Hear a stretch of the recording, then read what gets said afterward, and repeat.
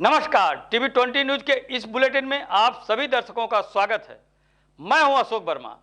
देश व प्रदेश की तमाम खबरें देखने के बने रहिए हमारे साथ। अब नजर डालते हैं खबरों की तरफ। इस खबर के प्रायोजक हैं पूर्वांचल मशीनरी एजेंसीज अधिकृत विक्रेता, जहां आपको मिलेगा किर्लोस्कर व प्रकाश जनरेटर के साथ ही सेंचुरी प्लाईवुड, माइका व हार्डवेयर के सभी सामान। हमारा पता है नरौली तनिष्क शोरूम और नगर पालिका civil line, Azamgarh. Mobile number है 9415 20 77 28 यानी 9415207728। भारतीय जनता पार्टी के जिला अध्यक्ष श्री कृष्ण पाल ने रविवार को जैनपुर बाजार स्थित रघुनंदन उत्सव भवन का वैदिक पूजन के बीच दीप प्रज्वलित कर विधिवत उद्घाटन किया। इस अवसर पर अध्यक्ष ने लोगों से वोटर बनने की भी अपील की। उद्घाटन अवसर पर श्री कृष्ण पाल ने कहा कि आज जिस तरह से आबादी बढ़ रही है और लोग भागम भाग की जिंदगी जीने को मजबूर हैं, ऐसे में लोगों का जीवन मशीन की धुरी की तरह से घूम रहा है। लोग अपने सामाजिक और धार्मिक उत्सवों को भी औपचारिकता के रूप में मना रहे हैं, जबकि पहले लोग पर्व और उत्सवों पर एकत्रित होकर एक दूसरे के दुख और दर्द में सहभागी बना करते थे, जिससे समाज और व्यक्ति दोनों का विकास और उत्थान होता था। नगर में बना और रघुनंदन उत्सव भवन उत्सव और पर्वों पर लोगों के एक साथ एकत्रित होकर खुशी और दर्द बांटने में काफी कारगर साबित होगा। वही कार्यक्रम में देर शाम पहुंचे आजमगढ़ के सांसद दिनेश लाल यादव उर्फ निरहुआ ने भी फीता काटा और रघुनंदन उत्सव भवन के उज्जवल भविष्य की कामना की। साथ ही सांसद दिनेश लाल यादव ने आगामी लोकसभा चुनाव में एक बार फिर से पूर्ण बहुमत से सरकार बनाने का दावा किया। साथ ही सपा पर जमकर हमला भी बोला। सांसद दिनेश लाल यादव ने कहा कि आजमगढ़ की जनता आजमगढ़ से जादूगरों को भगाने का काम करेगी, इनके बहकावे में अब नहीं आएगी। बता दें कि इस दौरान कार्यक्रम का संचालन भाजपा नेता दिवाकर सिंह ने किया। आयोजक शशबिंद बर्नवाल ने आए हुए अतिथियों का स्वागत किया। वही शाह आलम सवारिया और उनकी टीम ने सांस्कृतिक कार्यक्रम प्रस्तुत कर सभी का मन मोह लिया। आजमगढ़ के सांसद दिनेश लाल यादव उर्फ निरहुआ ने मीडिया से भी बातचीत में क्या कुछ कहा, सुनिए। बहुत शानदार संस्थान का उद्घाटन हुआ है और जैसा कि मेरे दिवाकर भैया ने बताया, हर जगह एक ऐसी जगह होनी चाहिए जहाँ पे कोई भी बड़ा कार्यक्रम हो तो सब लोग एक साथ जुट करके और कार्यक्रम कर सकें, और इसके लिए बड़ा भव्य और दिव्य संस्थान बना है और इसका आज उद्घाटन भी हो गया। और साथ में जो आने वाला 2024 का चुनाव है उसका आगाज भी हो गया। आपके आते ही जो कि योगी मोदी के नारे लगने लगे, इस आगाज को देखते हुए क्या लगता है कि 2024 चुनाव आपके हाथ में है भैया? 2024 में 400 सीट जीत करके और फिर से मोदी जी आ रहे हैं। अभी मोदी जी की सरकार बनने जा रही है और हमारी जो गरीब जनता है जिनको फ्री में राशन मिल रहा था उसकी अवधि 5 साल और बढ़ा दी गई ताकि गरीब लोगों को राशन मिलते रहे। जितने जो हमारे भारत सरकार के और राज्य सरकार की जितनी योजनाएं हैं वो योजना जन जन तक पहुंचे, इसके लिए हम लोगों ने सभी विभाग के अधिकारियों का कार्यक्रम शुरू किया है, जो गांव-गांव जा करके और जो भी छूट गया है, जो भी वंचित रह गया है, उसकी तलाश करके और उसको लाभ पहुंचाए। अच्छा, आजमगढ़ से जो कि शिवपाल यादव लड़ने आ रहे हैं, तो क्या लगता है कि इसमें अब की बार आपको चुनाव लड़ना आजमगढ़ किसी जादूगर को यहाँ बर्दाश्त करने वाली नहीं है। हाँ। आजमगढ़ में ऐसा जादूगर नहीं चाहिए जो जीत के गायब हो जाए। और पहले जितनी बार समाजवादी पार्टी के सांसद यहाँ जीते हैं, जीतने के बाद आजमगढ़ को जादू दिखाएं और गायब हो गए। आजमगढ़ को ऐसा सांसद मिल गया है जो आजमगढ़ में शूटिंग भी करता है, फिल्म भी बनाता है, सड़क भी बनाता है, यहाँ के विश्वविद्यालय को भी बना रहा है। तो ऐसे सांसद को पाने के बाद अब आजमगढ़ किसी जादूगर को यहाँ नहीं आने देगी। शिवपाल यादव को लेकर क्या कहेंगे? मैं यही कह रहा हूँ कि किसी जादूगर को, शिवपाल यादव हो या अखिलेश यादव हो या धर्मेंद्र यादव हो, ये लोग जादूगर हैं, जीतने के बाद गायब हो जाते हैं और ऐसा जादूगर अब आजमगढ़ को नहीं चाहिए। महिला अपराधों के खिलाफ कांग्रेस प्रदेश अध्यक्ष करण माहरा ने बागेश्वर में नाबालिग से हुए दुष्कर्म में सरकार पर निशाना साधा। प्रदेश सरकार अपराधों पर अंकुश लगाने में सफल नहीं हो रही है। पूरे प्रदेश में निरंकुशता बढ़ रही है। जब तक पीड़ित किशोरी को न्याय नहीं मिलेगा, भाजपा के नेता दुष्कर्म जैसे मामलों में गिरफ्तार हो रहे हैं। इनका नारा बेटी बचाओ बेटी पढ़ाओ केवल दिखावा है। कांग्रेस पार्टी जमीन स्तर से पार्टी को मजबूत करने के लिए काम कर रही है। बूथ लेवल मंडलाध्यक्षों की भी नियुक्ति कर रही है। पार्टी को मजबूत किया जा रहा है। 2024 लोकसभा चुनाव में हम उत्तराखंड की 5 सीटें जीतेंगे।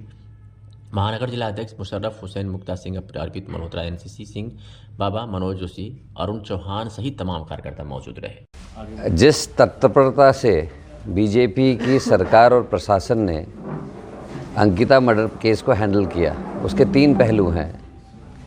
एक तो 5 दिन तक लड़की के पेरेंट्स के घूमने के बाद एफआईआर ना होना, उसके बाद एफआईआर होने से पहले डोजर चल जाना, और डोजर चलने के बाद मुख्यमंत्री का ट्वीट करना कि हमने डोजर चला के पनिश कर दिया है। उसके बाद 2 दिन बाद वो ट्विटर हैंडल से वो उनका किया हुआ जो ट्वीट था वो हटाना।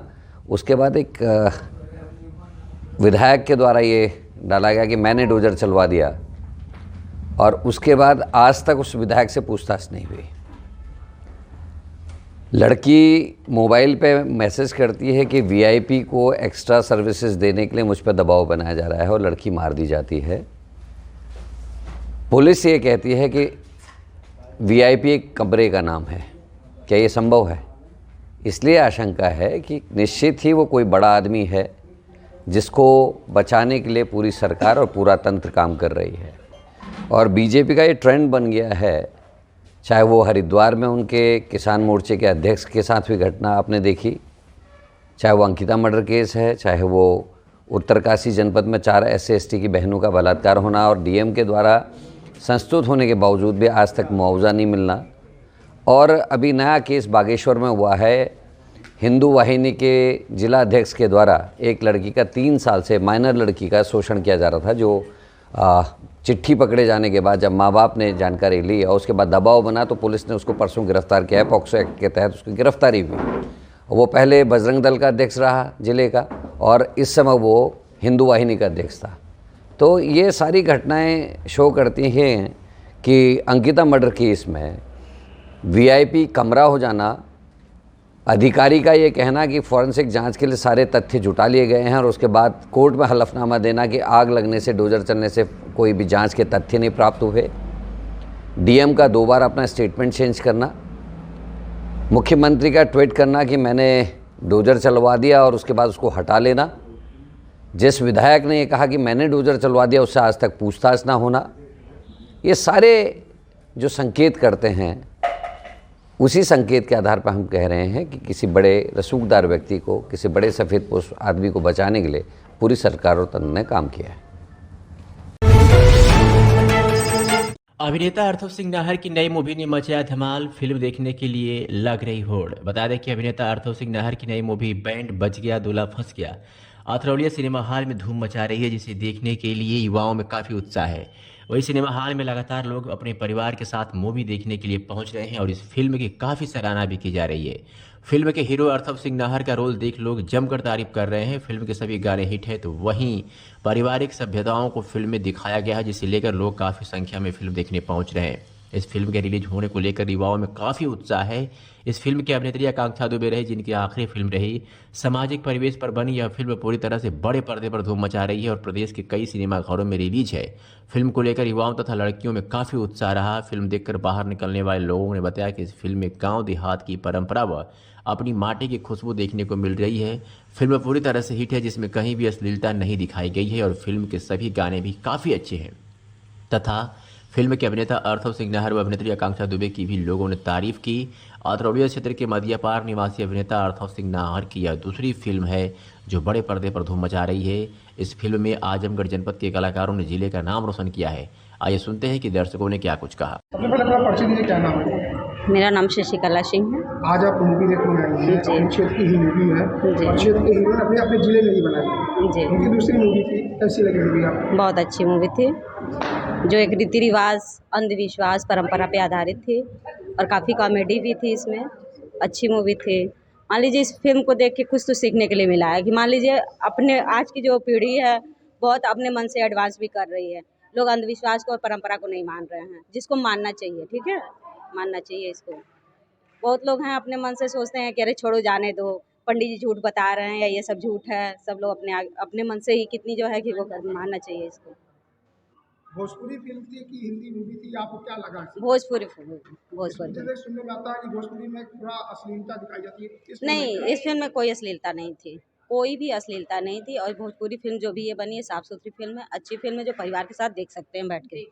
आपके क्षेत्र के हीरो हैं, क्या आप कहेंगे किस तरह की और फिल्में बनाए वो? जरूर बनाएं और आगे जाएं और तरक्की करें, हमारे क्षेत्र का नाम रोशन करें। तो आज आप अपने परिवार के साथ फिल्म देख आई हैं, कोई ऐसी स्टोरी, कोई ऐसा सीन, कोई ऐसा डायलॉग जो आपको बड़ा अच्छा लगा हो मन में सर? इसमें जो है, किसका रोल सबसे अच्छा लगा इसके बारे में? इसमें रोल जो पिताजी का था, दोनों पिता लोगों का रोल बहुत अच्छा लगा। हीरो हीरोइन तो मान लीजिए बहुत अच्छे, और इस ऐसी हीरोइन जो इस टाइम हमारे बीच नहीं है, इस दुनिया में नहीं है, वो काफ़ी जो है कि उनको हम लोग मिस कर रहे थे फिल्म को देखते हुए। इस तरह पिक्चर में दिखाया गया था कि एक बेटी अपने बाप की इज्जत कैसे है, उसको आपको क्या उस स्टोरी कैसी लगी आपको? वो बहुत अच्छा था, और अपने बाप की जो उस फिल्म में दिखाया गया कि अपने बाप की जो है इज्जत का जो है सम्मान करना चाहिए, और आजकल की बेटियों को करना भी चाहिए ऐसा। ठीक है। विशाल 51 कुंडीय गायत्री महायज्ञ श्रीमद् भागवत पुराण कथा के 6वें दिन हजारों की भीड़। बता दें कि इस क्षेत्र के प्राथमिक विद्यालय की छितौनी के पास 51 कुंडीय विशाल गायत्री महायज्ञ का आयोजन किया गया है, जहां कथा श्रोताओं की लगातार भीड़ बढ़ती जा रही है। वहीं योग के माध्यम से लोगों को नई ऊर्जा दी जा रही है। प्रातः 4 बजे से भव्य जागरण, गायत्री स्मृति, योग, प्राणायाम, पंचकोशीय साधना तथा सुबह 9 से 12 बजे तक गायत्री महायज्ञ का कार्यक्रम हो रहा है, जिसमें महिलाओं की भी काफ़ी संख्या पहुंच रही है। साढ़े 3 से 6 बजे तक पावन श्रीमद् भागवत कथा पुराण का सोपान कराया जा रहा है, जिसमें दूर दूर से आए हुए श्रोताओं द्वारा भागवत पुराण कथा का रसपान कराया जा रहा है। कथा व्यास ने बताया कि भागवत सुनने मात्र से ही जीवन सुखमय हो जाता है। यज्ञ स्थल पर कथा श्रवण करने के लिए हजारों की संख्या में महिला पुरुष एकत्रित हो रहे हैं और राम कथा का सोपान कराया जा रहा है। इस विशाल आयोजन में क्षेत्र के सभी लोगों द्वारा बढ़ चढ़ कर हिस्सा लिया जा रहा। यज्ञशाला व कथा स्थल को दुल्हन की तरह सजाया गया है, जहाँ पर बड़े बड़े स्लोगन के माध्यम से मानव जीवन को सफल बनाने का उपदेश दिया जा रहा है। वहीं बगल ही गायत्री सिद्धपीठ से आए हुए 2 लोगों द्वारा स्टॉल भी लगाए गए हैं, जहां लोग धार्मिक पुस्तक व अन्य वस्तुओं की खरीदारी भी करते नजर आ रहे हैं। कार्यक्रम के आयोजक उमेश चंद्र यादव ने बताया कि इस यज्ञ का आयोजन जन कल्याण एवं लोक कल्याण हेतु किया गया है, जिसमें सुबह यज्ञ हवन के साथ ही सायंकाल श्रीमद् भागवत कथा रूपी ज्ञान वर्षा की जा रही है, जिसमें आसपास के लोगों का पूरा सहयोग मिल रहा है। योग गुरु ने बताया कि योग मिशन का मुख्य उद्देश्य है कि स्वस्थ मन और स्वस्थ शरीर निरोगी काया योग करने से 5 दिनों के अंदर परिवर्तन दिखाई देने लगता है। योग का चमत्कारी परिणाम लोगों को देखने को मिलता है। योग करने से सभी प्रकार की बीमारियों का नाश होता है। सबसे पहले अपना परिचय बताएं आप। हम लोग ग्राम छितौनी के निवासी, मेरा नाम उमेश चंद्र यादव है। 51 कुंडी विशाल गायत्री महायज्ञ हो रहा है यहाँ पे छितौनी में, इसके बारे में बताइए। 51 कुंडी गायत्री महायज्ञ जन कल्याण के निमित्त 21 नवंबर से 28 नवंबर तक रखा गया है। आज चौथा दिन है। आज 6वां दिन है। 6वां दिन है। श्रीमद् भागवत महापुराण कथा का कार्यक्रम चल रहा है और सवेरे के समय यज्ञ होता है और सायंकाल 4 बजे से जितना देर तक चल जाता है। वैसे समय तो 7 बजे का है, लेकिन पब्लिक के इंटरेस्ट पर और ज़्यादा चल जाना पड़ता है। शाम को भागवत कथा होती है, सुबह यज्ञ होता है। यज्ञ में तमाम संस्कार कराए जाते हैं। जैसे आज भी जो है तमाम विद्यारंभ संस्कार हुए हैं, मुंडन संस्कार हुए हैं, दीक्षा संस्कार हुआ। कल भी इसी तरह से जानते कि विद्यारंभ संस्कार लगभग जो 30-32 कराए गए। इस तरह से बच्चों के अंदर इससे बड़ा परिवर्तन आता है, अच्छा इसका प्रभाव पड़ता है। आज के संस्कारों के जहाँ पर लोप हो रहा है, ऐसे पीरियड में इसका बहुत ज़रूरी है। जिसी परंपरा का पुनर्जागरण हो रहा है एक प्रकार से। ये कै दिन तक चलेगा? ये अभी 28 तक चलेगा। 28 तक। सुबह योग भी कराया जाता है, इसके बारे में थोड़ा बताइए। सुबह जो है योग कराया जाता है लोगों के स्वास्थ्य संवर्धन हेतु। बिल्कुल श्री नरेंद्र पांडे जी हैं, योगाचार्य हैं, वो योग कराते हैं। उसके बाद फिर पंचकोशी साधना के ऊपर क्लास भी चलती है। 6 बजे से 7:30 बजे तक योग का चलता है। 7:30 से 9 बजे तक पंचकोशी साधना के बारे में पूरा क्लास चलती है, पढ़ाई होती है। सब लोग कापी कलम लिया करके आते हैं, अपना नोट करते हैं और उसके अनुसार फिर अपना खान पान रहन सहन बदलने फिर लाभ मिल रहा है। योग से मान लो क्या लाभ इन लोग को होता है? जो पब्लिक आती है उससे क्या लाभ उन लोग को मिलता है? लाभ ये होता है कि कहीं तमाम बीमारियां किन्हीं लोगों को हैं तो बीमारियां ठीक हो जाती हैं। जैसे किसी को शुगर है, किसी को बीपी है, किसी को घुटने में दर्द है, किसी को कमर में दर्द है, तो जब योग कराया जाता है उससे संबंधित एक्सरसाइज बताई जाती हैं। तो लगभग 4-5 दिन के बाद उस बाबा जी सबसे पहले अपना परिचय बताएं आप। मेरा नाम नरेंद्र कुमार पांडे, मैं आजमगढ़ शहर से संबंधित हूँ जी। और गायत्री परिवार से 30 साल से जुड़ा हूँ। 51 कुंडिम विशाल महागायत्री यज्ञ हो रहा है और इसमें योग भी सुबह सिखाया जाता है, तो इससे लोगों को क्या फ़ायदा हो सकता है, इसके बारे में बताइए। देखिए, योग हमारे मिशन का उद्देश्य है स्वस्थ व्यक्ति, स्वच्छ समाज, सभ्य समाज, ठीक है ना। मनुष्य में देवत्व का उदय, धरती पर स्वर्ग का अवतरण, ये हमारा टारगेट है। वर्ल्ड लेवल पर पूरे विश्व को बदलना हमें है। इसके लिए योग एक महत्वपूर्ण माध्यम बनेगा, क्योंकि आज स्वास्थ्य की समस्या पूरे विश्व में फैली हुई है और जो अंग्रेजी दवाएं हैं व्यावसायिक दृष्टि से जो रिसर्च करके तैयार हो रही हैं, उससे मनुष्य का लाभ कम हानि ज़्यादा हो रही है। साइड इफ़ेक्ट्स बहुत आ रहे हैं, जिससे कि लोगों का ध्यान आयुर्वेद की तरफ, योग की तरफ, होम्योपैथ चिकित्सा, प्राकृतिक चिकित्सा की तरफ तेज़ी से बढ़ रहा है और बढ़ना भी चाहिए। तो हमारा योग जो है इसमें बहुत ही महत्वपूर्ण भूमिका में है। योग करने से मात्र 5 दिन के अंदर आप यहाँ पर आकर के सुबह जब योग हो रहा है, आप स्वयं अगर आप पूछेंगे लोगों से कि भाई आप लोग यहाँ पर इतने आदमी जुट के योग कर रहे हो, हर आदमी को क्या क्या फ़ायदा हुआ या क्या क्या नुकसान हुआ, एक एक आदमी से पूछेंगे तो आपको चमत्कारी परिणाम मिलेंगे। किसी का बीपी डाउन हो गया, किसी का घुटने का दर्द ख़त्म हो गया या लगभग समापन की ओर है, किसी को सांस फूलने की बीमारी थी उसमें आराम हो गया, किसी को कुछ गट्ठा टाइप का पड़ा हुआ था न जाने कितने ज़माने से कि ये पता नहीं क्या बीमारी है, योग करने से धीरे धीरे ठीक हो गया। किसी के शरीर में कोई कीटाणु का प्रकोप होता था वो ख़त्म हो गया, कीटाणु उसके ऊपर चढ़ना बंद कर दिए, इत्यादि अनेक चमत्कारी परिणाम अलग अलग लोगों को अलग अलग मिलता है, यानी कि हर रोग में काम करता है। कुछ लोग तो यहाँ तक कहते हैं कि भैया हम लोग को नींद नहीं आती थी, हम लोगों को बड़ा दिक्कत था, अब खूब बढ़िया नींद आ रही, भूख बढ़िया लगी। मतलब हर क्षेत्र में अलग अलग लोग अलग अलग फ़ायदा बताएंगे। बॉडी हल्की हो जाती है, शरीर जैसे हवाई जहाज़ जैसे हेलीकॉप्टर उड़ रहा है वैसे बॉडी उड़ती है, थकान बिल्कुल नहीं लगता, नींद बढ़िया लगती है, भूख बढ़िया लग रहा है। मतलब हर क्षेत्र में फ़ायदा मिलता है, अलग अलग आदमी को अलग अलग रिस्पॉन्स मिलेगा और कुल अगर जोड़ेंगे तो आपको लगेगा पूरे शरीर का। आजमगढ़ जनपद मुख्यालय से 30 किलोमीटर की दूरी पर स्थित ग्राम गौरा के पश्चिमी भाग पर श्री मंडलेश्वर महादेव मंदिर स्थान लोगों की आस्था का केंद्र है। सोमवार को कार्तिक पूर्णिमा व देव दीपावली के पावन पर्व पर भोर 4 बजे से शिव सरोवर में श्रद्धालुओं ने आस्था की डुबकी लगाकर शिवलिंग पर हर हर महादेव के जयघोष से जलाभिषेक किया।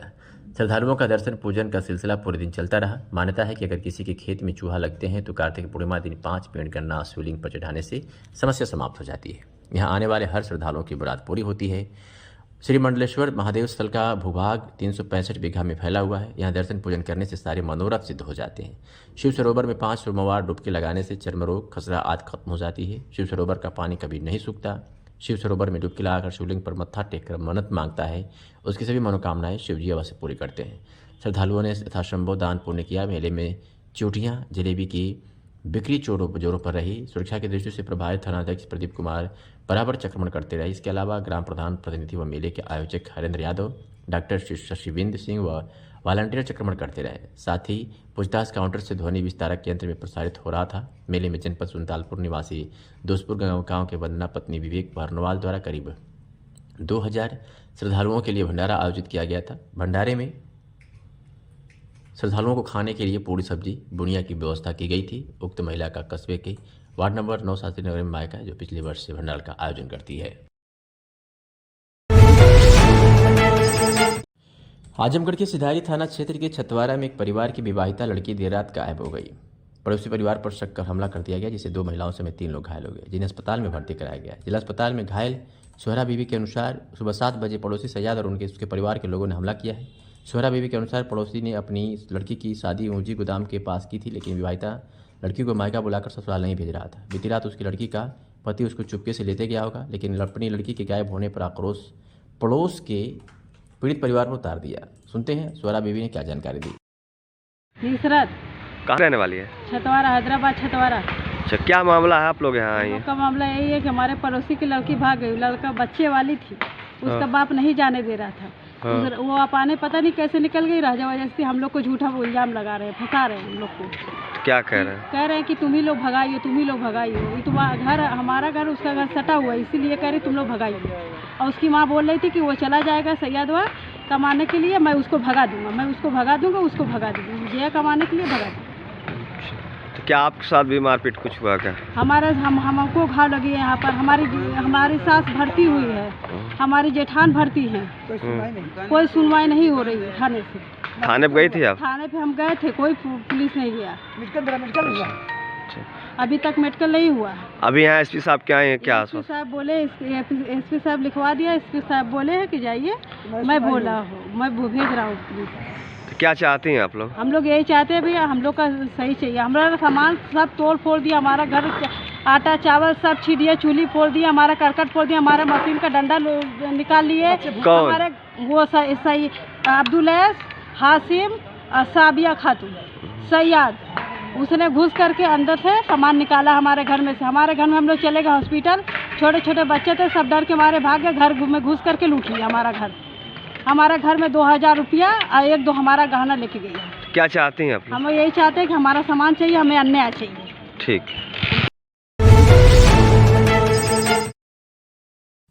आजमगढ़ के सगड़ी तहसील क्षेत्र के लक्ष्मी रुगवार यानी पांडे का पूर्वा निवासी पीड़ित पति सहित 3 दर्जन किसानों को पट्टा प्रमाण पत्र वितरित किया गया। विदित हो कि जमीनी विवाद में चाकू मारकर माता की हुई थी हत्या। जानकारी के अनुसार सोमवार को सगड़ी तहसील सभागार में दिन में 2 बजे उप जिलाधिकारी सगड़ी डॉक्टर अतुल गुप्ता व तहसीलदार विवेकानंद दुबे और आजमत क्लब प्रमुख प्रतिनिधि मनीष मिश्रा ने समारोह पूर्वक पट्टा प्रमाण पत्र वितरित किया, जिनमें कृषि, आवास, कुम्हारी कला लोगों को पट्टा प्रमाण पत्र दिया गया। वही कृषि पट्टा अभिमन्यु निवासी लक्ष्मी रोहवार पांडे का पूर्वा को 150 एकड़ 13 बिस्वा भूमि दी गई। विदित हो कि शीला मौर्य पत्नी अभिमन्यु मौर्य की जमीनी विवाद में 11 सितंबर को लाटघाट बाजार से वापस कर जाते समय रास्ते में चाकू मारकर हत्या कर दी गई, जिसमें पोस्टमार्टम के बाद परिजनों ने शव को घर में रखकर अंतिम संस्कार करने से मना कर दिया। इसके बाद उप जिलाधिकारी सगड़ी अतुल गुप्ता ने परिजनों को कृषि भूमि पट्टा करने का आश्वासन दिया, जिसके बाद परिजनों ने शव का अंतिम संस्कार किया। सगड़ी तहसील के सभागार में पीड़ित पति व सगड़ी तहसील क्षेत्र के 35 लोगों को कृषि आवास पर व कुम्हार कला की भूमि उप जिलाधिकारी सगड़ी ने पट्टा प्रमाण पत्र देकर किया। इस दौरान सगड़ी तहसील पर दर्जनों की संख्या में राजस्व कर्मचारी निजामुद्दीन, स्नेहिल राय, पंकज, हरेंद्र व पट्टा धारक धर्मदेव, रामावती, ललाई बलाई आदि मौजूद रहे।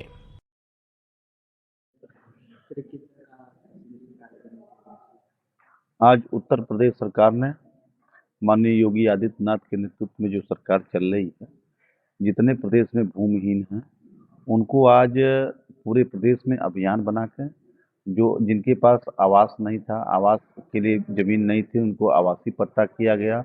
कुम्हारों को अपने व्यवसाय करने के लिए उनको कुम्हार के जो व्यवसाय हैं कुछ एकदम कृषि पट्टा लायक थे, उनको कृषि पट्टा दिया गया प्रदेश में। और खास तौर पे सगड़ी तहसील में हमारे उप जिलाधिकारी महोदय और तहसीलदार महोदय द्वारा चिन्हित किया गया और चिन्हित करके जितने भूमिहीन थे उनको सबको 37 लोगों को आवंटन किया गया आज सरकार। कब आएगा मेरा सांवरिया। 21 किलो मेवे का केक काटकर श्री श्याम भक्त मंडल ने मनाया श्री श्याम जन्मोत्सव। झूमे श्याम भक्त, लगते रहे जयकारे। श्री श्याम भक्त मंडल की ओर से भंवरनाथ चौराहे के समीप त्रिदेव मंदिर प्रांगण में आयोजित श्री श्याम जन्मोत्सव में भक्तों ने खुलकर प्रेम रूपी खजाना लुटाया। जन्मोत्सव में आए नामचीन भजन गायकों ने सभी पर श्याम का रंग चढ़ा दिया। श्याम भक्त झूमते रहे। रविवार की अर्धरात्रि में भक्तों ने केक काटकर खुशियां मनाई और इत्र के फुब्बारे के बीच हो रही पुष्पों की वर्षा ने सबका मन मोह लिया। इस दौरान जयकारों से समूचा क्षेत्र श्याममय हो उठा। आयोजन समिति द्वारा भव्य रूप से बाबा का दरबार सजाया गया। विधिवत पूजा अर्चना के बाद बाबा को माखन, मिश्री, मेवा, फल, मिष्ठान आदि का भोग भी लगाया गया। श्री गणेश वंदना के बाद गुरु वंदना हुई। इसके बाद समाज के विशिष्ट जनों द्वारा खाटू श्याम की प्रतिमा के समक्ष संयुक्त रूप से पावन ज्योति प्रज्वलित कर कार्यक्रम का विधिवत शुभारंभ किया गया। जैसे ही भजन संध्या का आगाज हुआ तो श्याम के अनन्य भक्त और प्रसिद्ध गीतकार व गायक कृष्णा दधीची वाराणसी ने करले करुण पुकार सौंप दे, कब आएगा मेरा सांवरिया आदि भजनों की प्रस्तुति से दिल जीत लिया।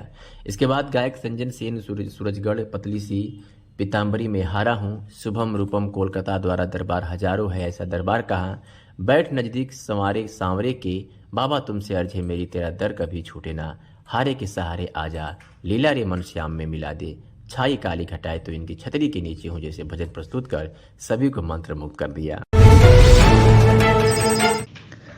तो खबर आजमगढ़ से थाना गंभीरपुर पुलिस को बड़ी सफलता हाथ लगी। किशोरी के साथ छेड़खानी करने वाले 2 आरोपियों को पुलिस ने गिरफ्तार किया है।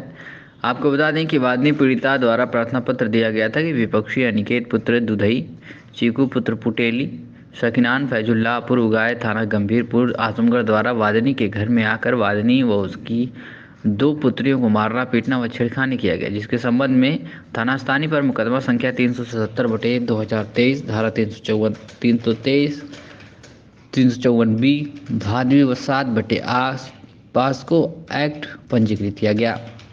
वहीं उप निरीक्षक विजय नारायण पांडे द्वारा संपादित की जा रही थी। गिरफ्तारी के विवरण में आपको बता दें तो उप निरीक्षक विजय नारायण पांडे मैं हमरा द्वारा मुकदमा उपयुक्त से संबंधित अभियुक्त अनिकेत पुत्र दुधई, चीकू पुत्र पुटेली, शकीनान फैजुल्लापुर उगाए थाना गंभीरपुर आजमगढ़ को सदाफल तिराहे मोहम्मदपुर के पास से पकड़ लिया गया है। वहीं आवश्यक कार्रवाई अभियुक्तों को माननीय न्यायालय भेजा गया है।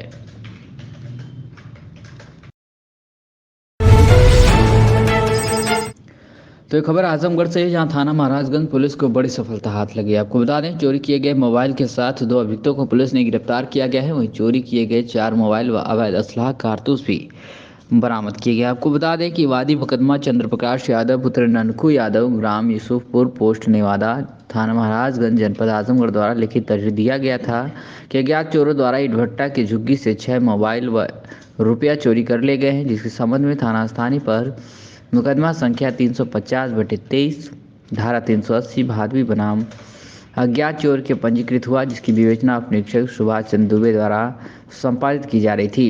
विवेचना से अभियुक्त अनिल नोना पुत्र लालपति निवासी कोल मोदीपुर थाना महाराजगंज जिला आजमगढ़ उम्र लगभग 19 वर्ष। वहीं दूसरा अभियुक्त सोनू नोना पुत्र बबलू नोना निवासी कोल मोदीपुर थाना महाराजगंज जिला आजमगढ़ का नाम अभियुक्त में बयान से प्रकाश में आया। गिरफ्तारी के विवरण में आपको बता दें तो शैलेंद्र कुमार यादव मैं हमरा द्वारा मुकदमा उपरोक्त में विवेचना से प्रकाश में आए अभियुक्त सोनू पुत्र बबलू नोना निवासी कोलमोदीपुर थाना महाराजगंज जनपद आजमगढ़ और दूसरा अभियुक्त अनिल नोना पुत्र लालपति निवासी कोलमोदीपुर थाना महाराजगंज जनपद आजमगढ़ को पुलिस ने हिरासत में ले लिया है। वहीं अभियुक्त सोनू नोना के पास से 1 मोबाइल, 1 तमंचा 315 बोर व 1 जिंदा कारतूस 315 बोर बरामद हुआ है। अभियुक्त अनिल नोना के पास से 3 मोबाइल बरामद हुआ है।